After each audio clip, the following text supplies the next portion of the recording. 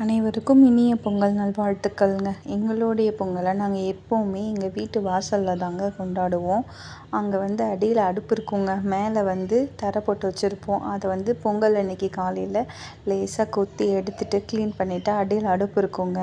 3 அடுப்பு இருக்கும். அதில் தாங்க நாங்கள் எப்போயுமே பொங்கல் வைப்போம். பெரும்பொங்கல் அன்னைக்கு 3 பொங்கல் வைக்கிறதுங்க. க்ளீன் பண்ணிவிட்டு செம்மண் இட்டுட்டு கோலம் போட்டாச்சுங்க.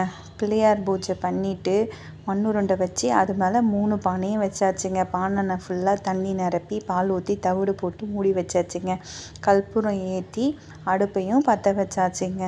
3 அடுப்பும் நல்லா பற்றிக்கோங்க. முதல்ல எந்த பானை பொங்கி வருது அப்படின்னு பார்ப்போங்க. எப்பயுமே குட்டி பானை தாங்க சீக்கிரமாக பொங்கி வரும். ஏன்னா அது சின்னது இல்லையா, அதனால் அது தாங்க சீக்கிரமாக பொங்கி வரும்.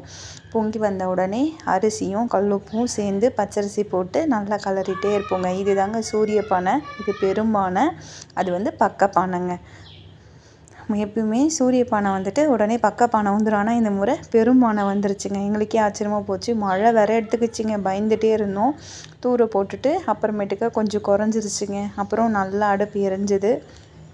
5 பொரியல் செய்வோங்க. பூசணிக்காய், வாழைக்காய், உருளைக்கிழங்கு, வெள்ளிக்கிழங்கு, முள்ளங்கி கூட குழம்பு, தோரங்கொட்டை குழம்பு தாங்க எப்பவுமே வைப்போம். 3 பொங்கலும் ரெடி ஆகிடுச்சிங்க. சாமி கும்பிட்டாச்சுங்க படையல் போட்டு. எல்லோரும் எப்படி சாமி கும்பிட்டோன்னு சொல்லுங்கள்.